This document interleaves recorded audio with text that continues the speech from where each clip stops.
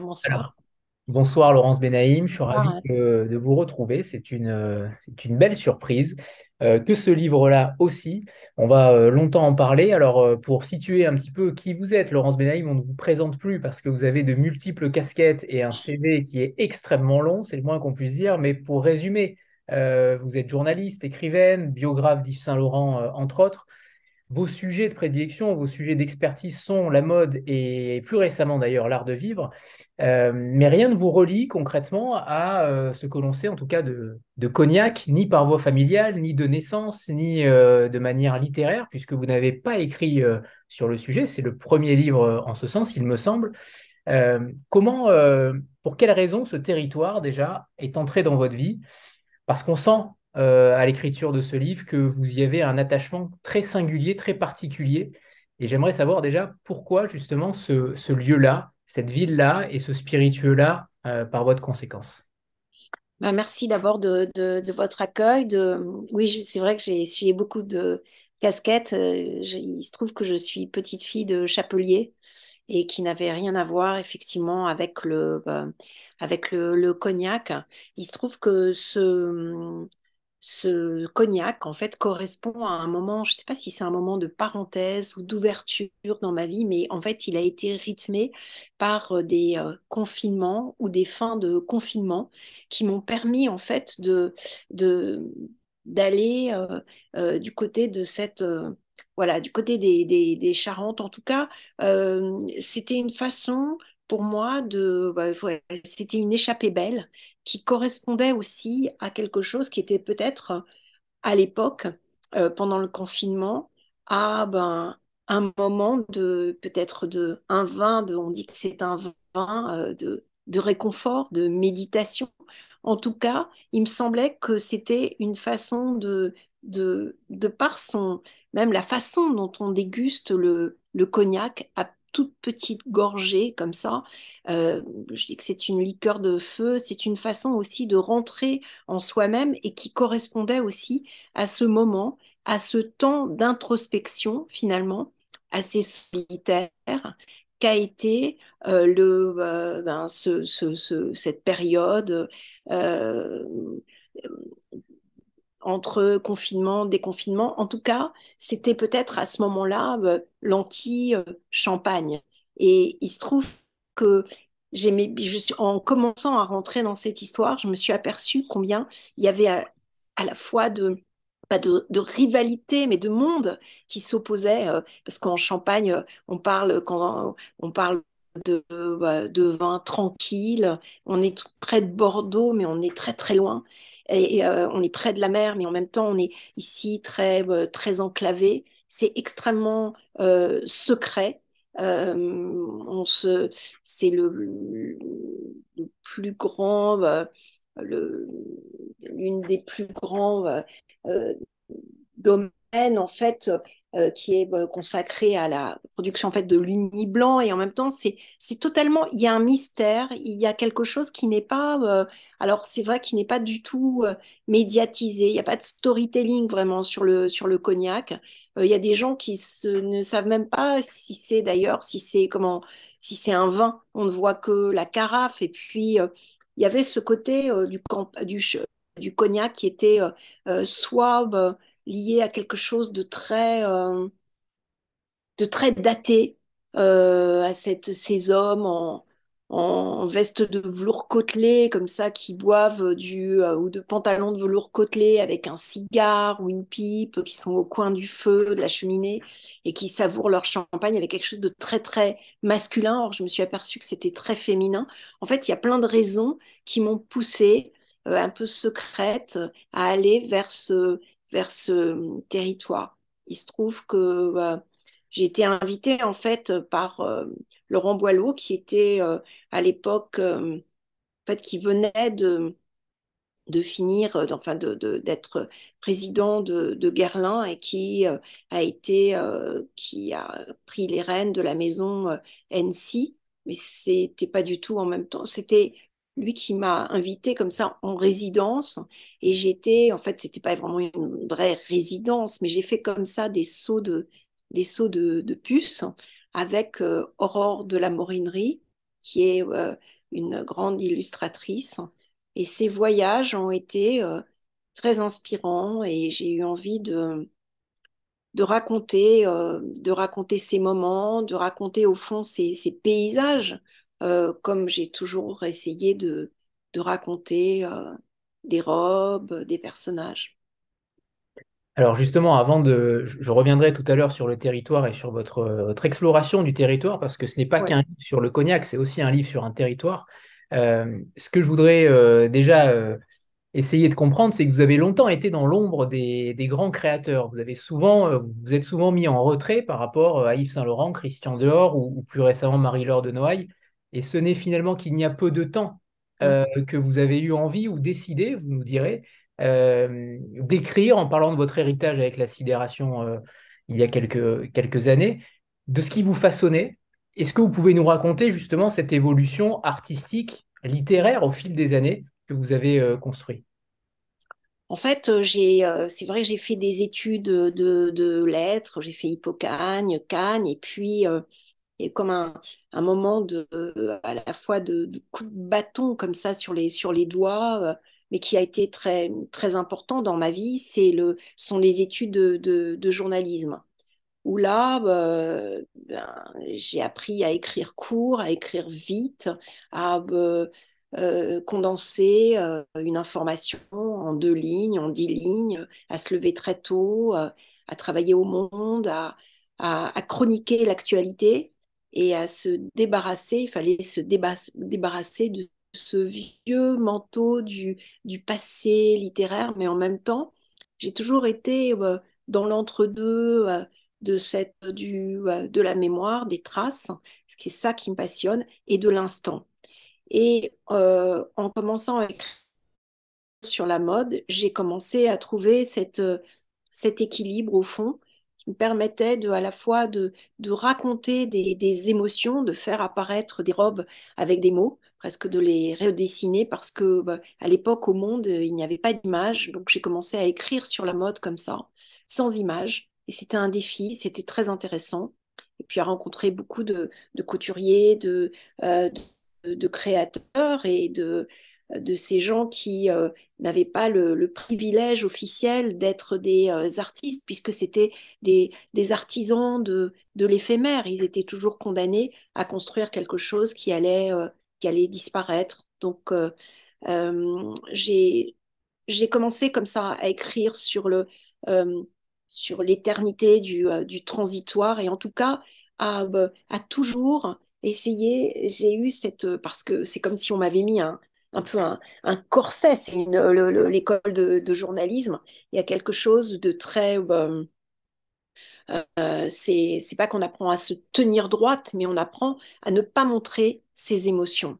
Et le grand Dieu, c'était l'objectivité.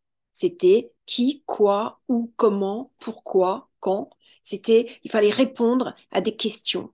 Et du coup, c'est pour moi en même temps, c'était presque comme de la danse classique et j'ai toujours eu une aversion pour les gens qui n'étaient ni tout à fait journalistes et qui commençaient à se raconter, pour moi, c'était un devoir d'excellence, de probité, de justesse, que de faire mon métier avec le plus de sérieux possible et de tout documenter.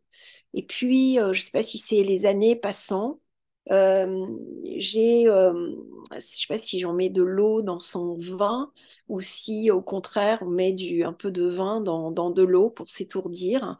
Mais je me suis euh, laissée aller à d'autres vertiges, c'est-à-dire que j'ai parfois eu affaire à des gens, des personnalités qui étaient plus fictives, plus liées à l'imaginaire que si elles avaient été inventées.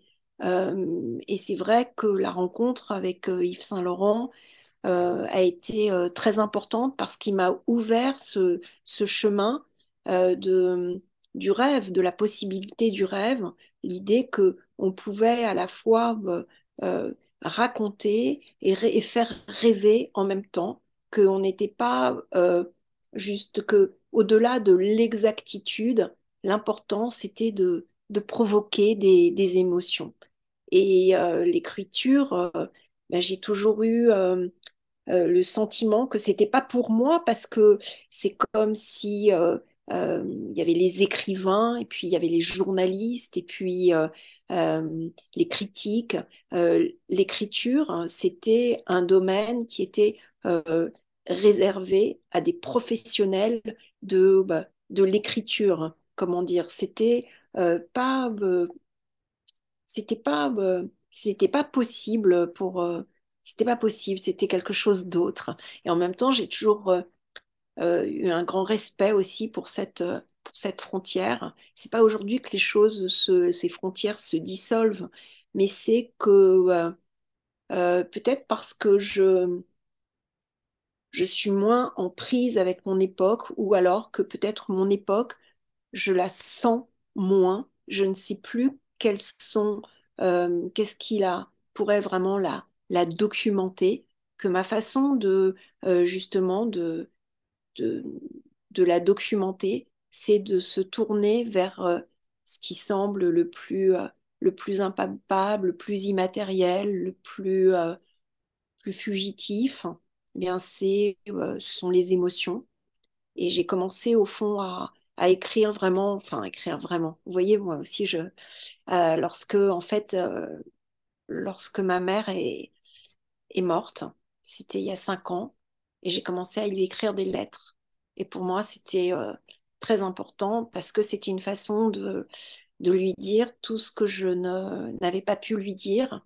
Et c'est ainsi qu'est née la sidération, où j'ai commencé bien, à défaire les nœuds d'une histoire et à raconter aussi toute cette saga, cette saga familiale.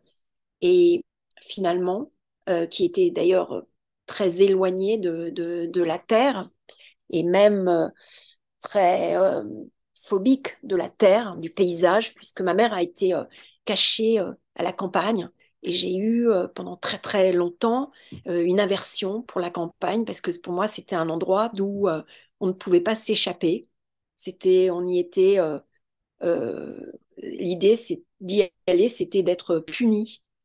C'était parce que on avait été éloigné de la ville où toutes les choses intéressantes se passaient. Et voilà, entre cette découverte intérieure, en fait, entre ce fil de mémoire tiré entre le confinement, même si j'étais à Paris, et la découverte aussi des jardins, euh, l'idée que j'ai découvert que même en cultivant mon jardin au sens premier, en, en prenant la terre, en la saisissant, en comprenant et en ne comprenant pas pourquoi des arbres meurent, euh, pourquoi c'est bien aussi de leur parler, d'être près d'eux, mais aussi près des gens qui justement taille la vigne, s'en occupe, la bichonne. Ben, j'ai découvert d'autres choses, alors que pour moi, les découvertes jusque-là n'étaient que des découvertes livresques ou des découvertes liées à la connaissance. Eh bien, je suis entrée dans un autre monde, un monde sensible, où justement, euh, connaître, apprendre, eh bien, c'est reconnaître qu'on ne sait rien et que la nature vous guide. C'est comme si moi qui avais voulu tout dominer, tout contrôler, croire que la connaissance, croire que la ville était le royaume de, de la vie en général, eh bien, ce château de cartes qui ne cesse de s'écrouler aujourd'hui, je lui trouve une autre alternative dans le paysage, sans devenir une bobo végane, etc., sans tomber dans tous ces clichés. N'empêche, j'ai eu envie oui, de raconter ces paysages comme je l'aurais fait euh, pour pour une collection, pour des robes, et me prêter à cet exercice-là. Je ne sais pas si j'ai répondu. Si, c'est très intéressant de voir que ça vienne de vous, ce retour à la Terre. Vous qui êtes justement totalement dans le monde de la mode. Je trouve ça fascinant de voir qu'il y a alors je vais pas dire une prise de conscience, mais un changement, un switch de Ouais. votre part. Est-ce que ça veut dire que vous allez justement continuer dans cette même veine-là? Mais complètement, parce qu'aujourd'hui, ce monde auquel j'ai été si attachée et dont j'ai cru qu'il changerait aussi, ce monde qui commençait à parler du monde d'avant, du monde d'après, et qui aujourd'hui se redéploie dans l'urgence, dans des voyages au bout du monde, dans des défilés auxquels je me sens un peu étrangère à tout cela, même si j'ai une passion absolue, absolue pour, euh, pour la mode, pour les créateurs de mode, pour les gens qui font la mode, pour les ateliers, pour les mains de ces artisans extraordinaires. Et donc, oui, plus que jamais, pas que je suis, je me sens bien, là comme une sorte de, euh, pas d'ermite ornementale, mais en tout cas, je me sens plus proche, je me sens dans cette vérité sensible euh, qui est justement aussi bien, peut être un jardin, un paysage, tout ce travail que je continue de faire sur l'histoire de la mode, mais euh, avec toujours des terminaisons nerveuses que sont les créateurs, toujours suivre des créateurs aujourd'hui. C'est pas que mais je ne suis pas dans dans cette euh, uniformisation de la connaissance et de la mode telle que parfois elle le donne à voir, quoi, qui donne une image un peu parfois pénible et détestable d'elle-même. Et je crois à autre chose. Et pour moi, la mode, c'est toujours l'expression absolue de la différence, de l'identité. Un pays qui n'a plus de mode, qui ne croit plus à sa mode, c'est un pays aussi peut-être sans futur, parce que la mode est une histoire de, de civilisation, de séduction, de désir. Et sans mode, on est dans l'enfermement de soi. En tout cas, euh, voilà, c'est du côté aussi des paysages que je retrouve, des couleurs qui m'ont peut-être émue dans la mode, du côté des fleurs, du côté euh, des, des jardins, c'est merveilleux. Tout ce qu'on peut dans les fêtes des jardins, dans les noms des plantes, euh, dans la joie que peuvent procurer ces plantes qui commencent à surgir là, alors qu'il a fait si froid, que c'est sec, qu'il pleut trop, pas assez et tout. Et je suis toujours bouleversée par elle. Voilà. Alors, j'ai oublié de dire, à ma grande honte, que l'ouvrage était illustré, et non des moindres par Aurore de la Morinerie, qui est une artiste et illustratrice française qui a collaboré avec de nombreuses marques. Euh, Comment s'est effectué ce choix et ce travail entre vous, justement parce que c'est pas forcément évident de faire un ouvrage illustré. On sait que c'est de plus en plus difficile aujourd'hui d'en produire parce que c'est un véritable ouvrage extrêmement bien fait, extrêmement bien réalisé. On adore l'avoir en main. Justement, ce choix-là que vous avez fait, d'un très beau papier, d'un très beau visuel, avec cet artiste international, justement, comment s'est effectué ce travail entre vous? Parce que les aquarelles sont sublimes et mettent évidemment Ouais. en avant le texte. J'aimerais savoir l'envers du décor par rapport à votre travail commun. L'envers du décor, l'idée, c'est vrai que j'avais beaucoup travaillé avec Aurore. À l'époque, j'avais un magazine qui s'appelait Stiletto et elle avait beaucoup travaillé. Elle faisait de l'illustration comme ça des silhouettes, des défilés qu'on lui commandait.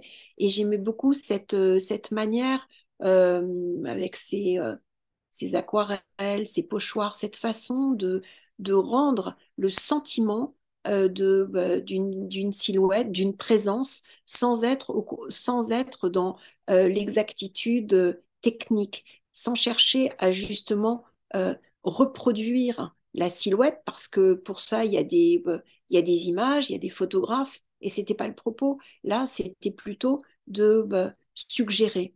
Et cet art de la suggestion, eh ben, c'est celui trouve dans ce livre où il s'agissait absolument pas de documenter des dames Jeanne, ce qui aurait donné un côté presque touristique au livre ou un côté guide.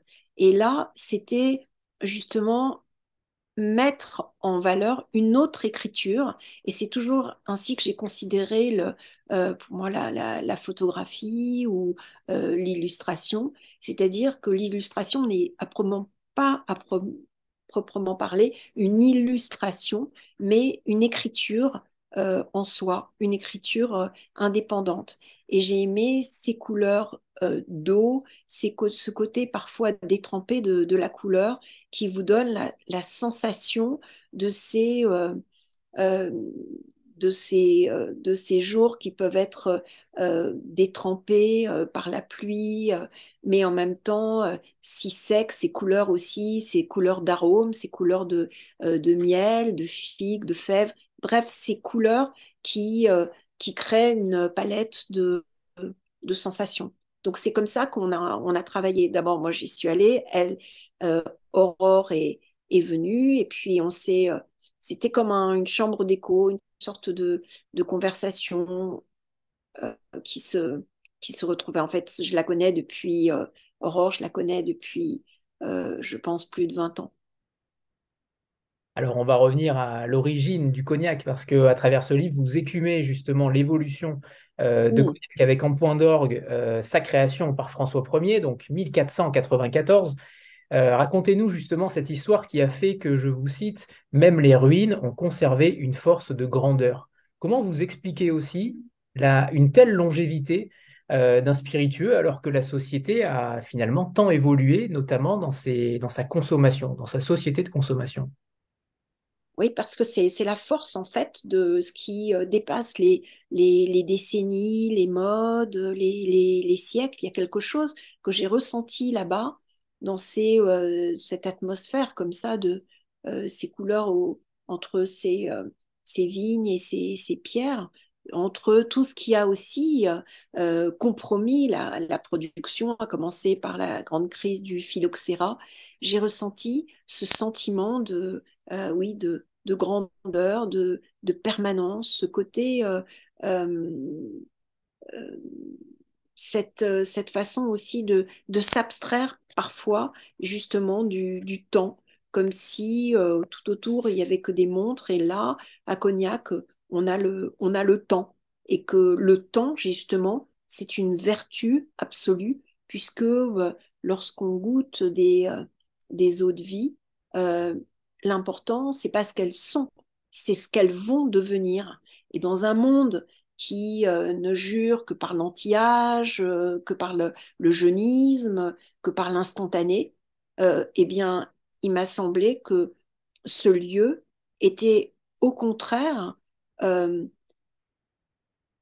puissant par la foi qu'il accordait au temps, sans être dans quelque chose justement de majestueux, de fastueux, comme peuvent l'être des lieux en France qui imposent justement cette notion de grandeur par l'espace même. Je pense à Versailles, qui est un chef-d'œuvre absolu de grandeur, mais par une sorte ici de calme, tout en retenue, beaucoup plus secret, beaucoup plus intérieur, derrière des murs très épais.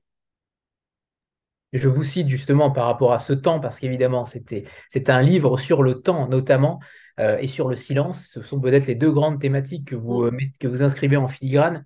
Je vous cite donc, Cognac ne brille pas, c'est dans les plis du temps que les hommes y ont appris la confiance, la patience. Rien ne se joue avec une belle récolte. Quand en Champagne ou dans le Bordelais tout semble se terminer, ici tout commence. Le temps ne tourne que rond, économe, inépuisablement, persévérant. Oui, j'ai envie aussi, c'était important d'enlever des mots, justement, de tousser aussi, d'épurer, de tracer comme ça ce temps des barriques, ce temps de la rondeur, qui n'est pas une rondeur opulente, mais une rondeur tout en labeur, en économie, en, en secret. Et j'ai eu envie aussi de le raconter comme ça. Et c'est aussi une notion de temps à différents égards, notamment météorologique, puisque vous dites même qu'il peut y avoir 4 saisons qui peuvent se dérouler en une seule journée, voire moins. Oui, parce que là-bas, il fait très chaud, très sec, il pleut. C'est pas un climat, c'est pas comme la Méditerranée, la Riviera radieuse, ou la Normandie grincheuse, ou la Bretagne qui vous pique. Il y a quelque chose de beaucoup plus de beaucoup plus insaisissable. On est à la fois, on n'est pas à l'intérieur de la France, on n'est pas non plus cloisonné puisqu'on est tout près on est au bord pas très loin, mais on est au bord euh, de, euh, de l'Atlantique, mais on est à la fois du côté de la terre et de la mer. En fait, il y a une part, il y a vraiment, je me suis aperçue aussi finalement, de de combien en fait on pouvait à la fois être justement être connu, célèbre et inconnu. Le cognac, c'est ce qu'il y a de plus, une des choses les plus connues qui signe un art de vivre français. Et en même temps, c'est euh, c'est très, c'est très inconnu, c'est très secret, mais en même temps, ce qui est aussi parfois terrible, c'est que on voit des centres-villes, et ça, c'est le cas de beaucoup de villes en France aussi. Mon cognac est largement exporté et quasiment 90% de la production va à l'international.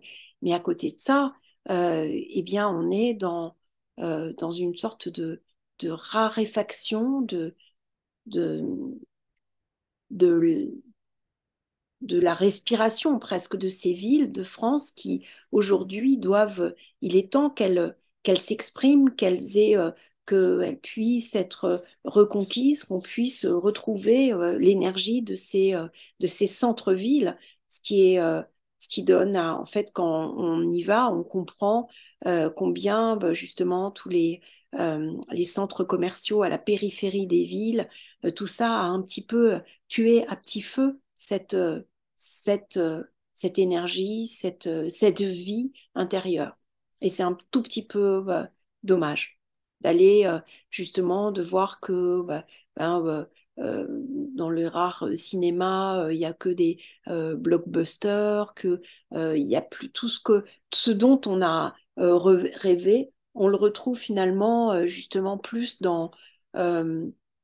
il faut aller le chercher très très très loin et c'est pas toujours évident.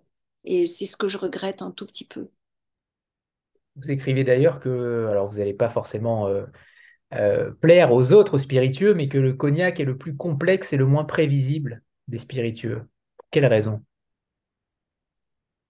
Parce que il obéit à tellement de critères. Il peut y avoir, il suffit que une goutte de quelque chose, voilà, et tout est détraqué. C'est la princesse au petit pois des spiritueux. En fait, euh, il demande il exige énormément. Même ceux qui savent, après des années, eh bien, sont toujours là à douter, à questionner, et on est là à travailler euh, les, les vignes en pente, pas en pente, en marqueterie, et on est toujours là pour essayer d'améliorer quelque chose qui fondamentalement et, échappe, euh, sait que il va échapper à ceux qui le font. Ceux qui le font seront morts lorsque justement de ces dames Jeanne, eh bien, on pourra créer en fait une sorte oui, un cognac élixir qui va rayonner, mais bien après que eux soient, et eux aient misé sur lui, voilà, ou sur elle, sur toutes ces eaux de vie qui le composent. Donc c'est l'école de l'humilité. Parlait même d'esprit du cognac au XVIIIe siècle, comme celui des Lumières. C'est ce que vous écrivez, où justement on va parler de ces deux familles, Hennessy et Delamain, qui vont faire de Cognac la première place marchande, parce que il y a beaucoup d'eux dans ce livre-là. Vous leur rendez clairement hommage, et je trouve que évidemment c'est un livre où on apprend beaucoup de choses, notamment pour ceux qui ne connaissaient pas du tout le cognac, ou en tout cas son histoire. On y apprend beaucoup de choses, notamment à travers ces deux familles-là, et j'aimerais que vous nous en disiez quelque chose C'est de deux manière. familles, mais c'est surtout bon, c'est surtout la famille NC, quoi. C'est ce fils d'un seigneur irlandais, en fait, Richard NC, qui a 19 ans lorsqu'il décide de quitter l'Irlande, de s'engager dans l'armée de Louis XIV, donc il quitte le comté de Cork, et puis de Louis XV, pardon, et puis il va créer en fait un site de négoce. C'est lui, en fait, qui va finalement populariser ces eaux de vie, qui va faire que ce qu'on appelle à l'époque ces gabarres, ces fameux bateaux, vont aller chargé euh, aux quatre coins du monde. Et en fait, c'est ce négoce, eh bien, il va ne cesser de se développer. Et quant à De la Main, qui avait été établi à Jarnac, eh bien, c'est aussi un peu le parrain finalement de ces jeunes irlandais qui s'installent au bord de la Charente.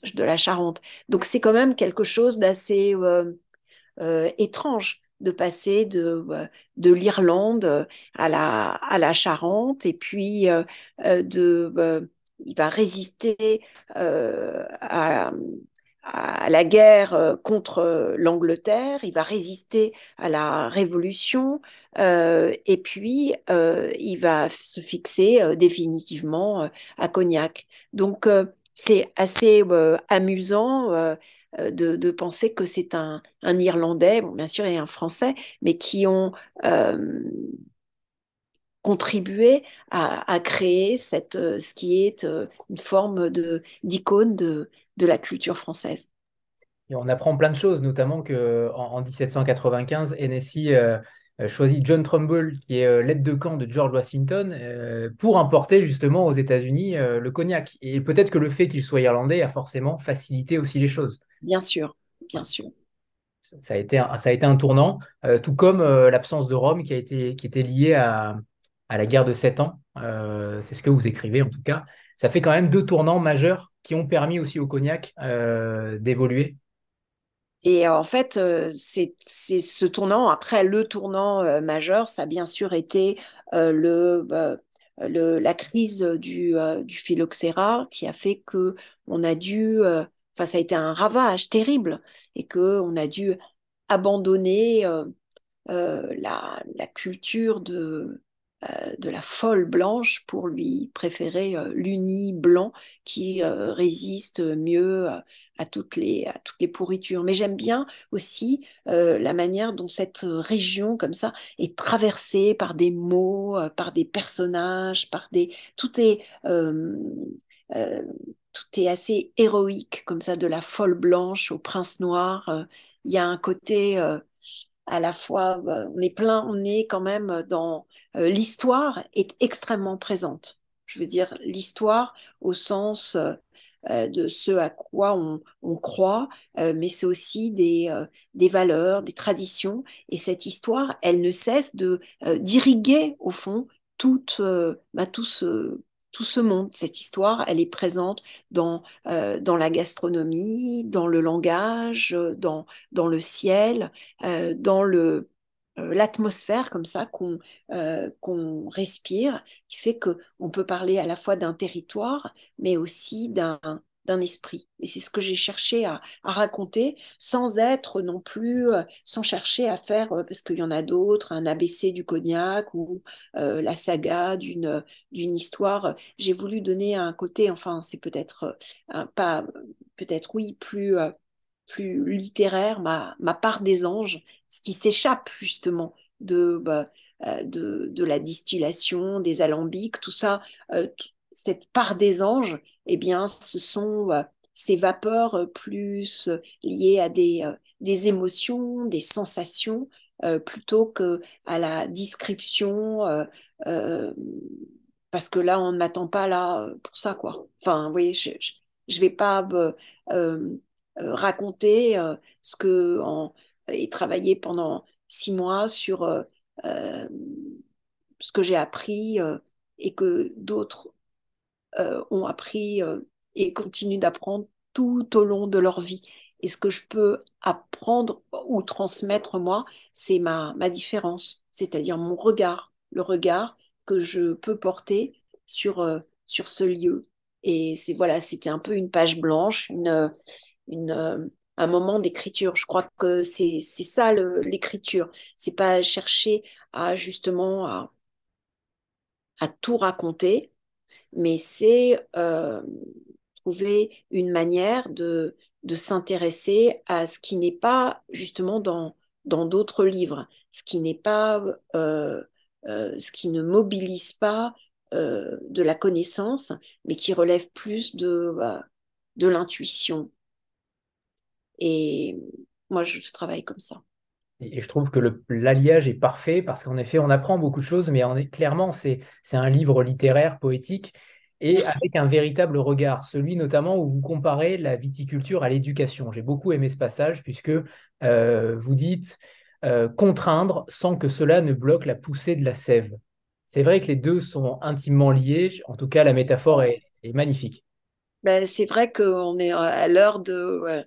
J'avais envie de glisser ma petite... de ce que je pensais sans le dire, de ce que je pensais de l'éducation positive et de ces parents qui laissent tout faire à leurs enfants pour éviter toutes les tempêtes émotionnelles. Ben, j'ai retrouvé, si vous voulez, dans la culture, dans le travail qu'on fait sur la vigne, la meilleure, peut-être la meilleure réponse et qui me dispense peut-être de lire le livre de Madame Goldman, mais c'est peut-être pas ça. Ce que je veux dire, c'est que c'est dans la nature que j'ai retrouvé la vérité, l'idée vous voyez, il y a des tuteurs, mais c'est dans la nature, c'est la nature qui mais véritablement révélé combien il est important de diriger, pas au sens on peut l'avoir, par exemple, au Japon, mais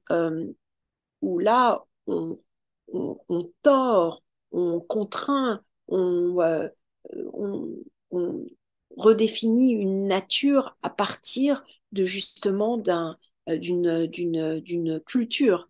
Là, il s'agit de révéler la nature pour ce qu'elle a de meilleur, de l'aider, mais en même temps de ne pas la contraindre, de ne pas la brusquer, d'aller.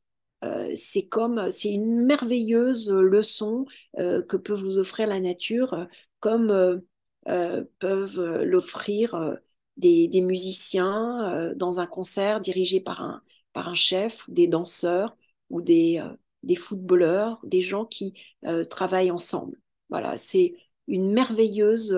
Et j'ai eu comme ça fait peut-être un peu Marie Chantal de le dire, mais bon, pour moi, j'ai eu une révélation, voilà, de ce moment-là. Parce que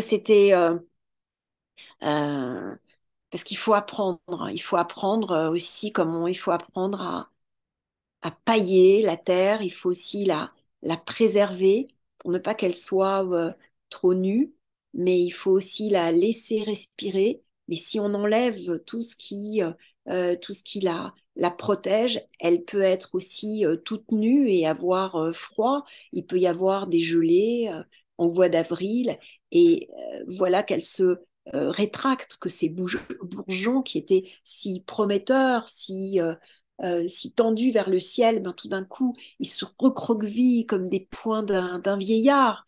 Et donc, c'est cette façon de converser avec la nature qui m'a énormément touchée. Et en même temps, justement, par rapport à tout cela, c'est que le cognac a affronté de multiples ennemis, de multiples crises qui n'ont rien à envier d'ailleurs au dérèglement climatique dont on se pose des questions aujourd'hui. Ouais. C'était au XVIIIe et au XIXe siècle déjà, le froid, la sécheresse, les grandes chaleurs, le phylloxéra qui va ravager 280 000 hectares. C'est un- Oui, ça, on a totalement oublié ça. On n'en parle pas. Mais donc, il y a une résilience extraordinaire. Et ça, c'est l'appel de la terre. Je pense, mais c'est aussi la manière dont ici, la terre, on a un respect pour elle. Elle est très, très précieuse. Je veux dire que cette terre qui n'est pas parfois, enfin, qui est argilo-calcaire, qui n'est pas des plus attrayantes, eh bien, on la laisse, les hommes ont appris à non pas euh, la, la rudoyer. Ici, bah, c'est l'anti-agriculture intensive. On n'est pas là avec des intrants. On essaye justement de la préserver. Mais ce que je trouve merveilleux, c'est que vous voyez, en France aujourd'hui, on a l'impression qu'il y a deux camps. Il y a d'un côté euh, les méchants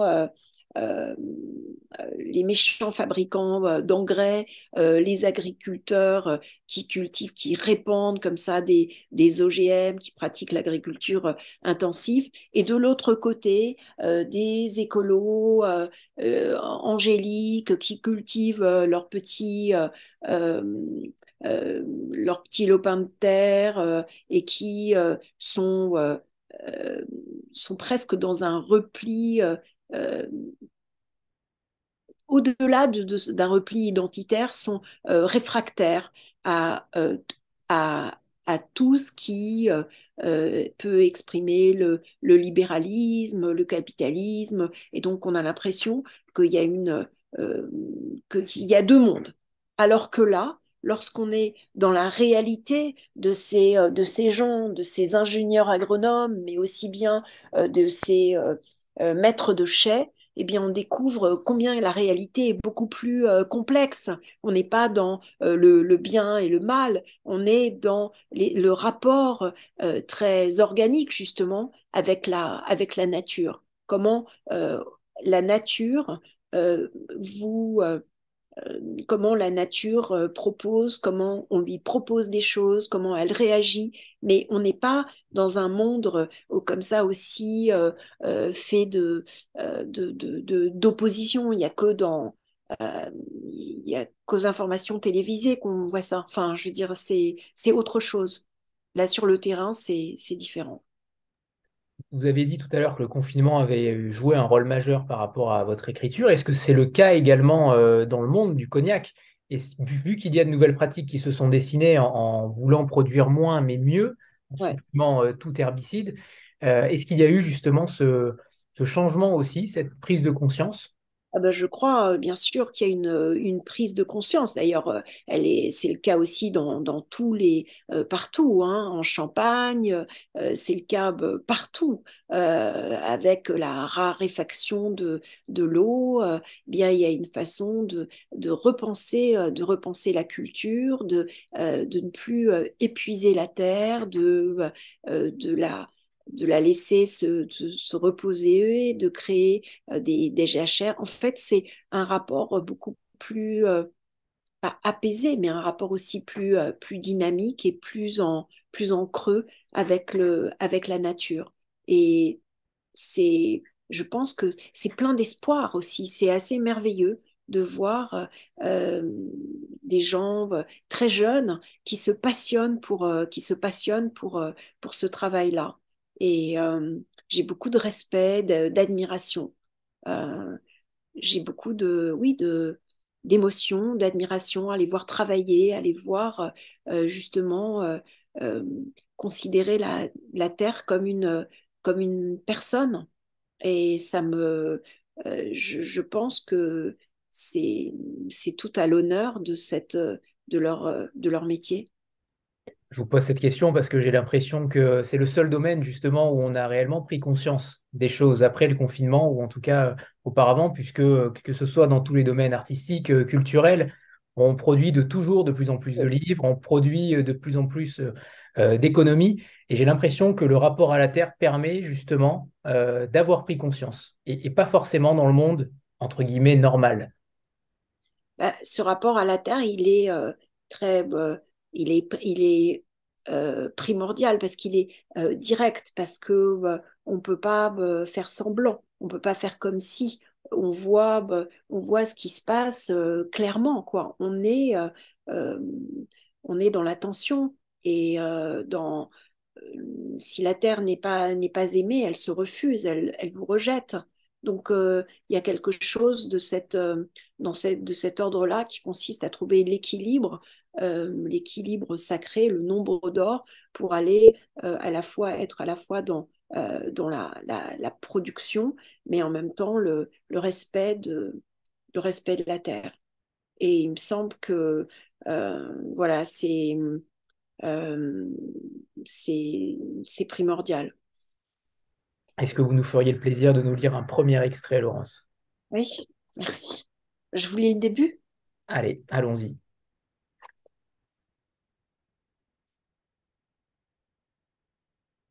Ben, je vous lis d'abord la petite phrase de Philippe Jacotet que j'ai choisie, qui me semblait importante. Ces lieux, ces moments, quelquefois j'ai tenté de les laisser rayonner dans leur puissance immédiate. Plus souvent, j'ai cru m'enfoncer en eux pour les comprendre, et il me semblait descendre en même temps en moi. Ça, c'est Philippe Jacotet, Paysage avec figure absente. J'ai aimé les portes secrètes de ces jardins murés, ces maisonnettes de remparts. Dans Carnet de Grand Chemin, la ville de Cognac n'est jamais citée par Julien Gracq, mais elle se dessine en filigrane dans la paix souriante d'un monde sans fin.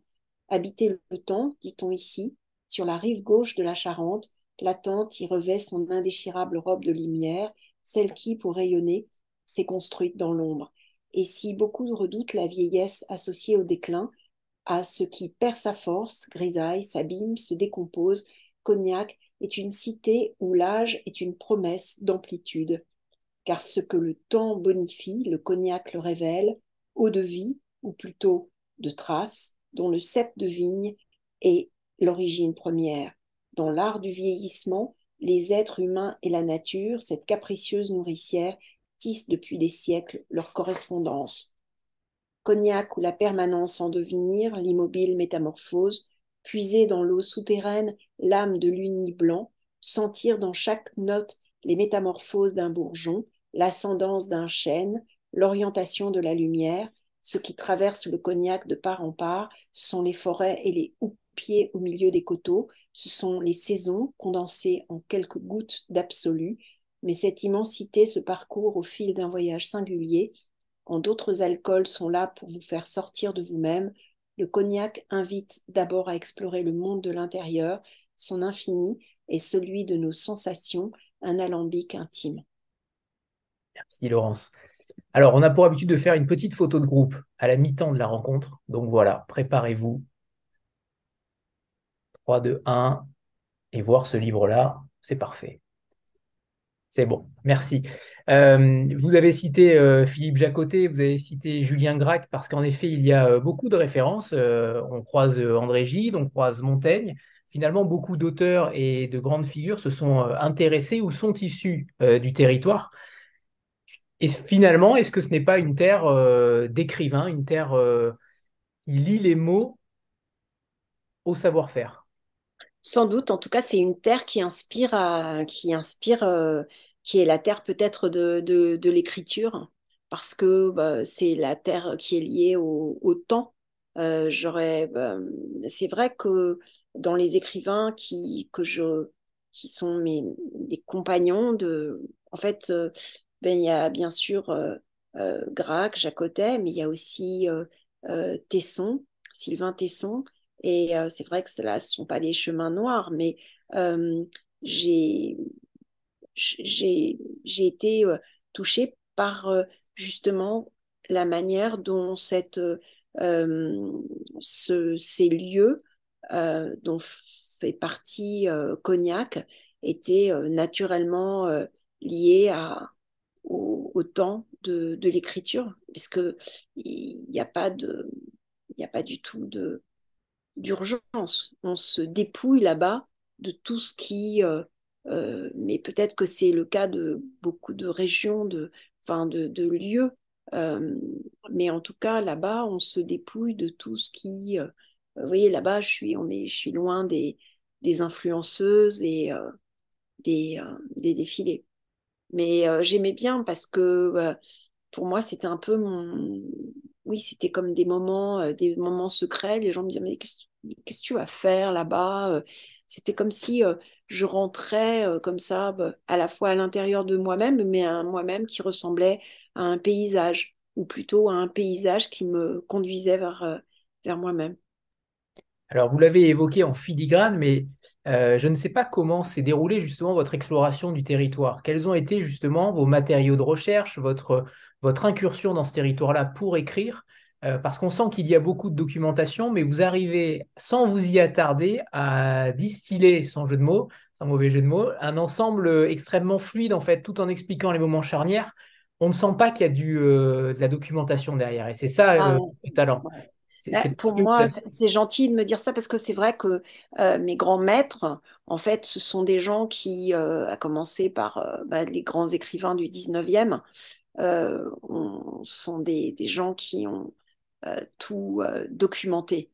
Et donc, mes maîtres, c'est Maupassant, c'est Flaubert.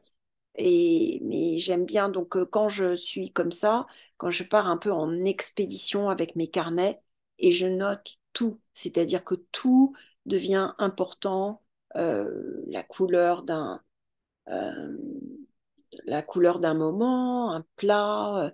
Je suis comme euh, je suis entre le profiler et la dévoreuse. J'ai besoin de me nourrir, quoi. J'ai besoin. Et c'est comme là, je travaille sur un autre livre qui n'a rien à voir, mais qui est lié à la culture ottomane. Et en fait, j'ai besoin de dévorer tout, quoi. C'est une sorte de boulimie. J'ai besoin ouais, de manger plein de choses, des yeux, de tout ressentir, pour ensuite, c'est un peu comme faire une robe et qui a demandé beaucoup de travail, mais dont on ne sent pas du tout combien d'aiguilles sont passées dessus. C'est-à-dire que c'est arriver à faire une robe. Pour moi, la plus belle robe, c'est la robe qui semble ne pas avoir été touchée, ne pas avoir. J'ai beaucoup appris dans les ateliers d'Yves Saint-Laurent sur ça. La robe qui semblait être juste un trait en mouvement, comme une sorte de matière en suspension. Et pourtant, il y avait des heures et des heures et des heures de travail, mais au-delà, il y avait des années d'expérience de travail. C'est-à-dire que le vrai travail, c'est pas une histoire de nombre d'heures. Vous voyez, c'est pas la première qui vous dit ah bah cette robe, on a passé 800 heures de broderie, etc. C'est pas ça.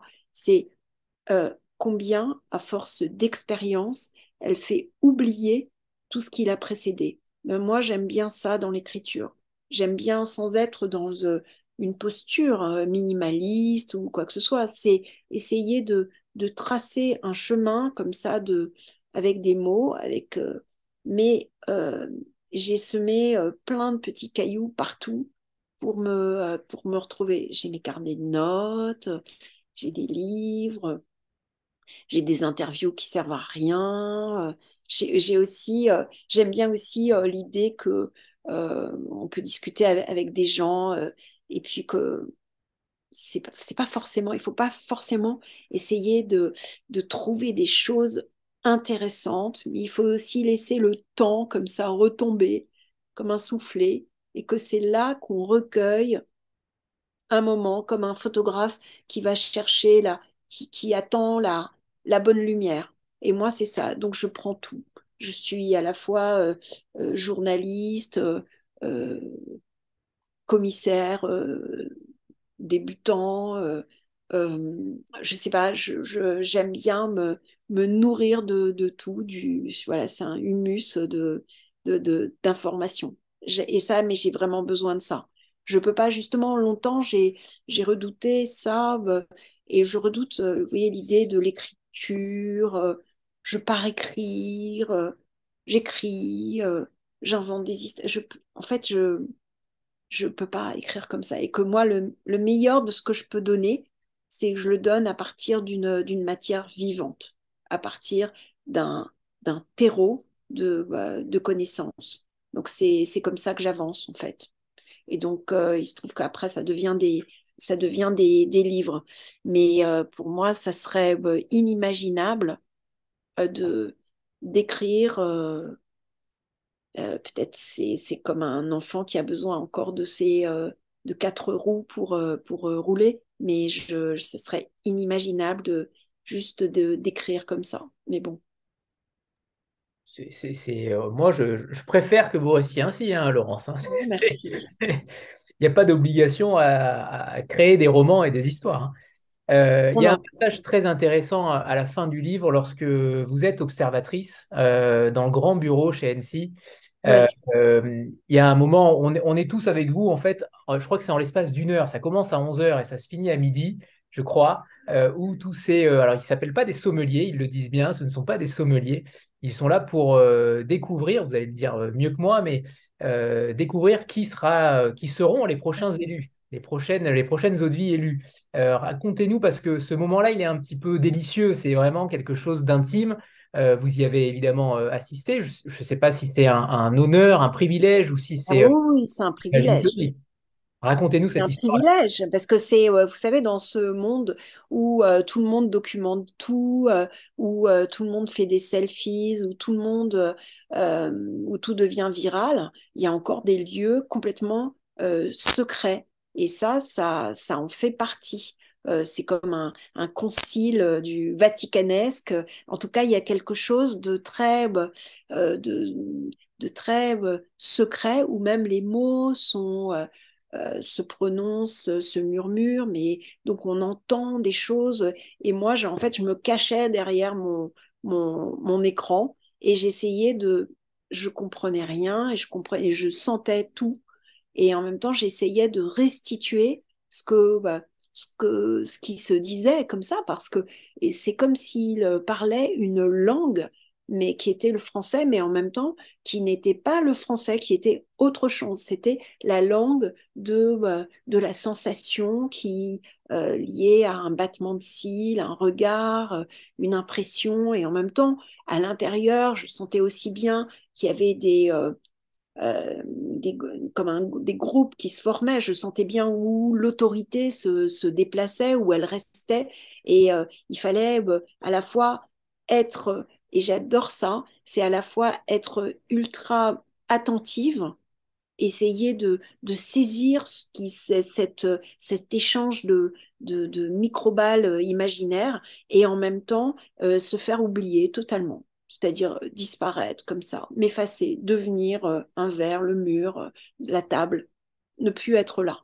Et en même temps, justement, pour être là, pour ressentir au mieux ce qu'il voulait pour essayer de le traduire en mots. Et j'aimais bien en fait, et c'est aussi une leçon parce que c'est comme ça euh, qu'on fait que ces instants, eh bien, ils ont une autre réalité. Et peut-être que justement, ils deviennent lisibles, ils deviennent, si on les écrit, sinon il n'y a pas de traces. Mais en même temps, ces traces, elles sont elles sont dans les eaux de vie, dans les assemblages, dans l'histoire. J'ai rien à, moi, apporter à tout cela. Mais ma seule contribution, c'était d'être comme ça, d'être un peu une petite souris pour essayer. J'ai adoré ce moment. J'ai comparé ça dans ma tête, c'est peut-être une déformation professionnelle, mais à une délibération de cour d'assises.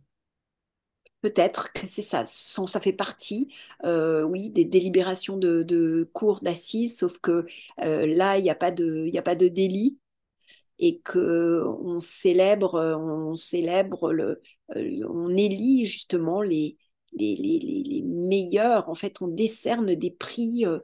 C'est un peu, c'est pas Minority Report, mais c'est, euh, on anticipe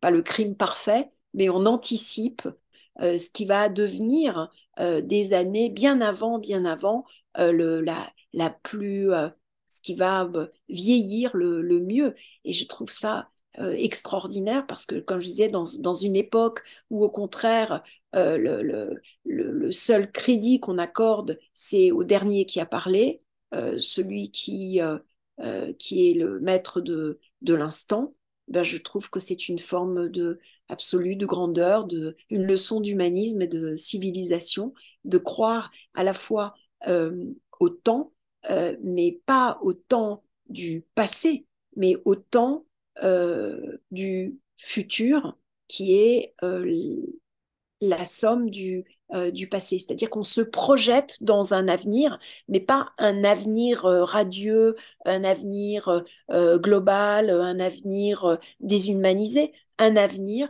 qui sera la perpétuation d'une histoire. Et j'adore cette manière de célébrer l'époque et aussi l'identité de toute façon.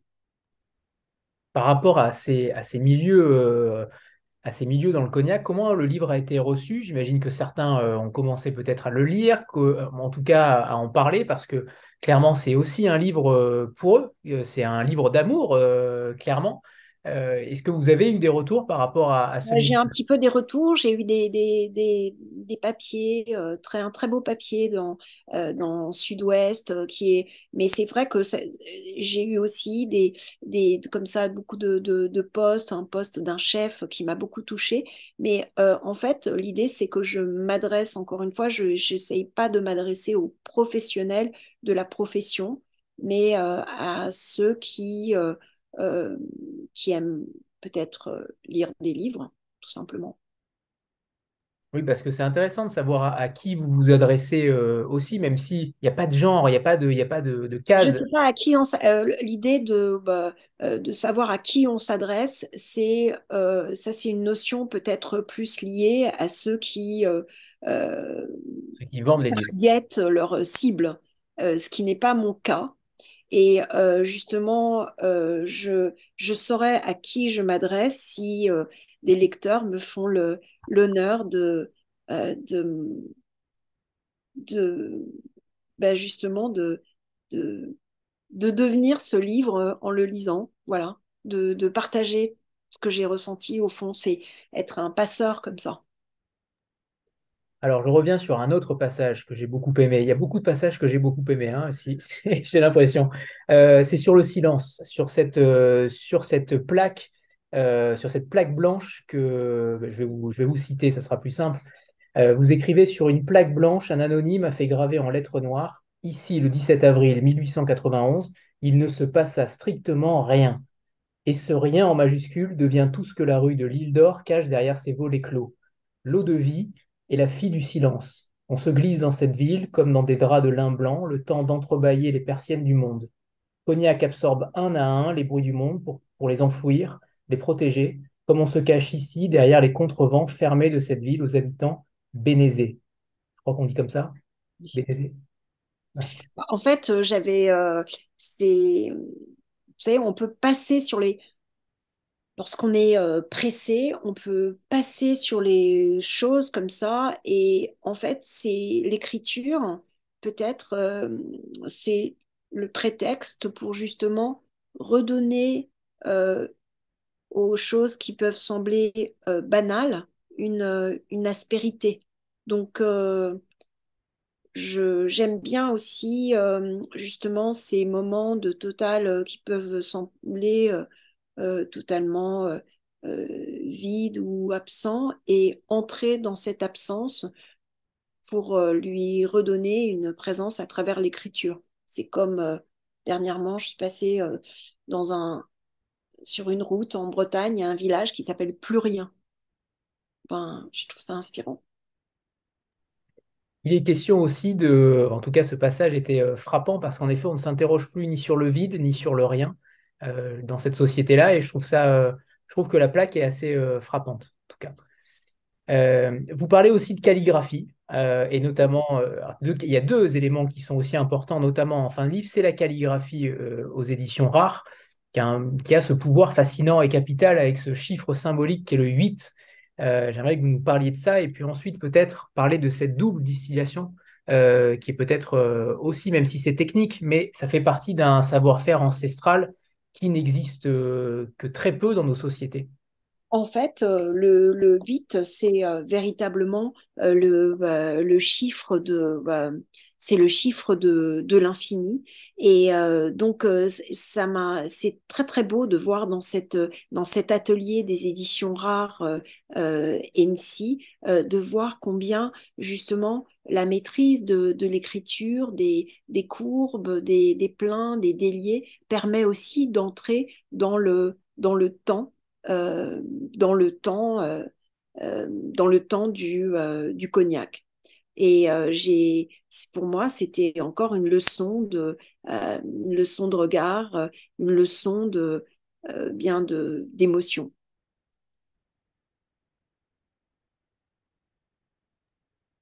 Oui, pardon. Est-ce que vous pouvez nous lire un deuxième extrait, Laurence? Oui. Allez, Bah, je vais vous lire le dernier, enfin le dernier passage. parfait.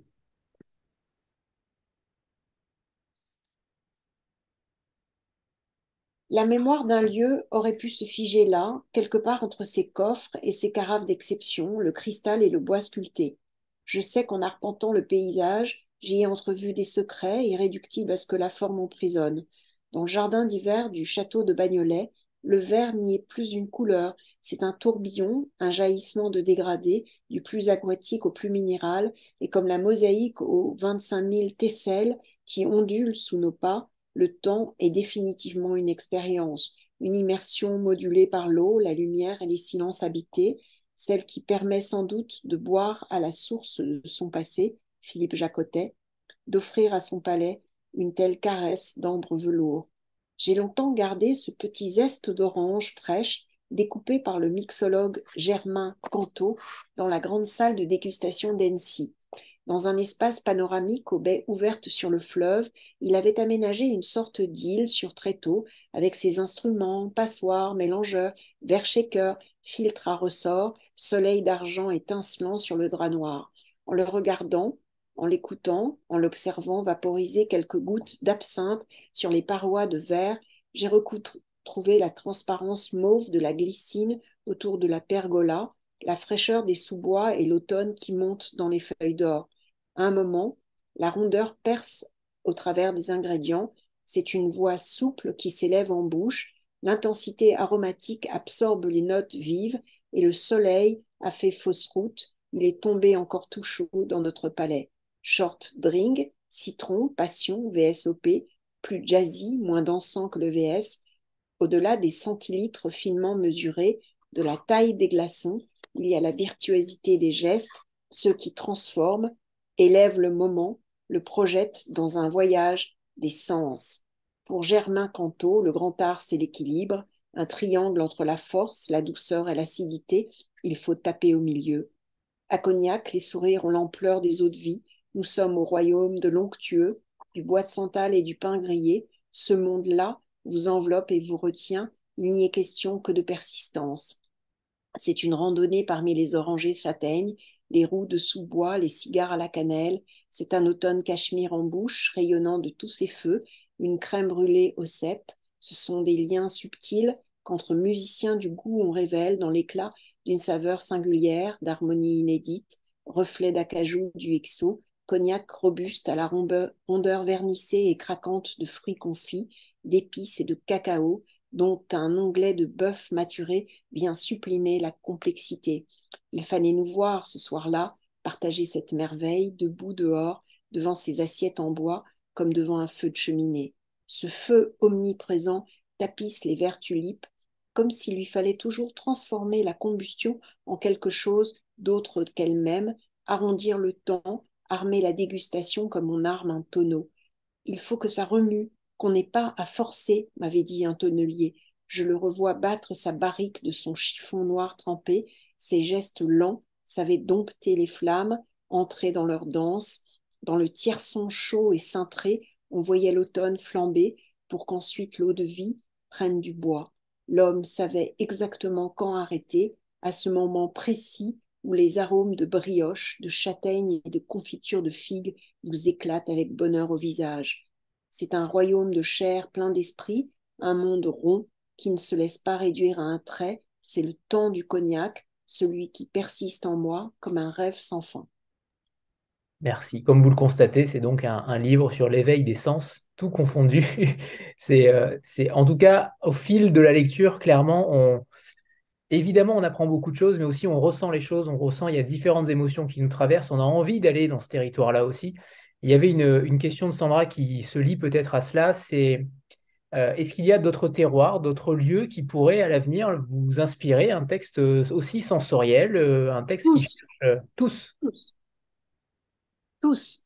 Au fond, j'ai compris que, vous savez, c'est la différence entre un, je suis pas une touriste, je suis pas quelqu'un qui cherche à louer un appartement dans un endroit où il est assuré d'avoir du soleil, etc. J'ai envie, justement, ça m'a ouvert vous voyez l'idée de que voyager, c'est si je voyage, c'est pour écrire. Sinon, ça ne m'intéresse pas. Et si je reste chez moi, c'est pour écrire aussi. Je n'aime pas du tout visiter des monuments. Je déteste visiter des monuments. Pourquoi? Parce que c'est un arrêt sur image? Parce que vous ne pouvez pas écrire à Parce que l'intérieur? ça m'angoisse de savoir que tout le monde voit la même chose au même moment et que si on n'est pas, il n'y a que Martin Parr qui peut montrer l'absurdité de ça. Et tout d'un coup, je dis, mais pourquoi je suis là? Et ce monument ne m'attend pas. Il est fatigué de tous ces gens et je préfère aller ailleurs, tout sauf les monuments. Je préfère les gens, je préfère les instants, je préfère euh, les, les rues derrière, je préfère, je déteste l'idée de visiter quelque chose. Je préfère parcourir.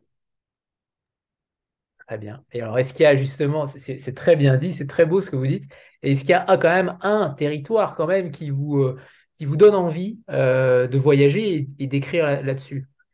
Est-ce que vous Ah, avez il y une en a île particulière plein. ou Il y est-ce en qu'il a y a, plein. ou est-ce le moment présent où vous y êtes et vous vous dites, c'est là qu'il faut que j'écrive, ou en tout cas, il y a un appel de la plume? Il y en a plein. C'est vrai que je- ça pourrait être les météores grecs, ça pourrait être Istanbul, sur lequel j'écris. Mais en fait, ce qui est intéressant, au fond, c'est euh, ce qu'un lieu vous apporte et ce qu'on apporte à un lieu en, en lui, en le confrontant à sa propre histoire. Et donc, j'aime, voilà, même écrire sur Paris. Tout est prétexte. Il n'y a pas de, il y a pas de lieu, je ne suis pas dans le top 10 des destinations.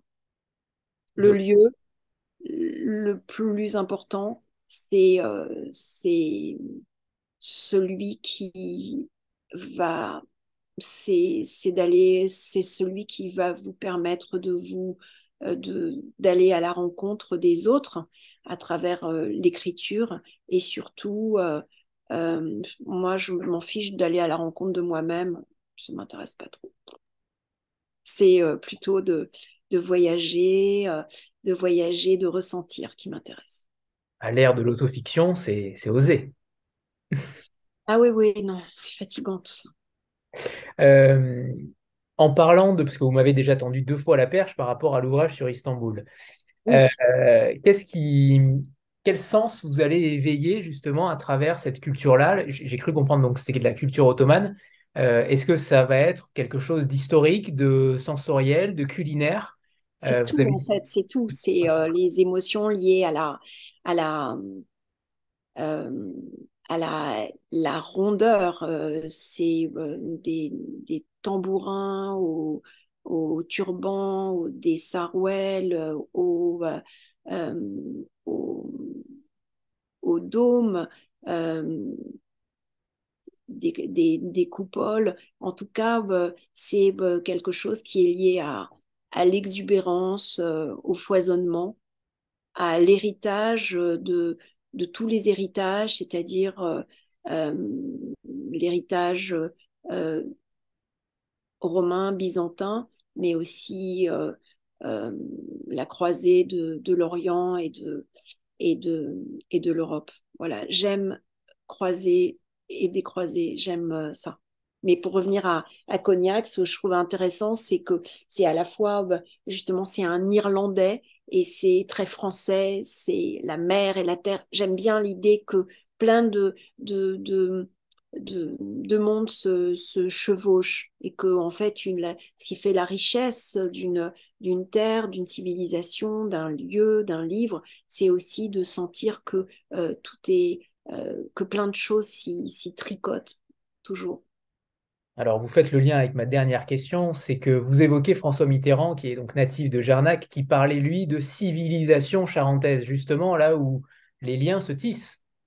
Sans doute. C'est vrai que lorsque, pour moi, on parlait euh, j'appréhendais un peu, hein, Jarnac, les Charentaises, comme je vous disais, ce côté, ce monde un peu enveloppant, très masculin, mais n'empêche que on comprend aussi des choses peut-être sur la personnalité de cet homme en allant là-bas. Bien que je ne sois pas une Mitterrandolâtre, loin de là, mais on comprend quand même cette, euh,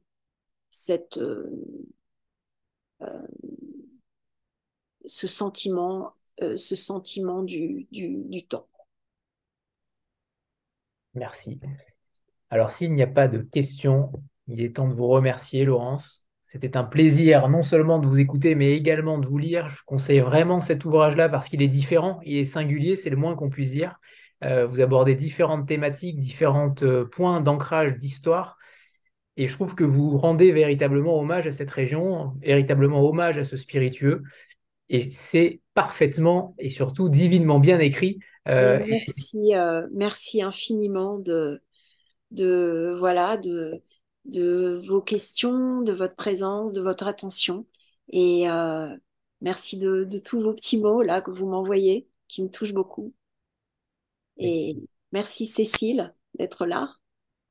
Et merci Mathilde. Merci. Voilà, je suis très touchée par votre présence, votre euh, à Sandra qui m'envoie plein de doux messages. Merci de considérer ce livre avec beaucoup d'égard. et croyez en votre pouvoir d'écrivain, surtout, Laurence. Parce qu'il y a vraiment beaucoup à faire, j'ai l'impression, et c'est vraiment dommage qu'on ait perdu toutes ces années, en fait, hein. Voilà, on a... Ah non, non, c'est comme le cognac, il faut du temps. Exactement. Merci infiniment, Laurence. Merci À beaucoup. bientôt. Au Merci, à revoir. bientôt. Au revoir. Merci Au revoir. à tous. Au revoir.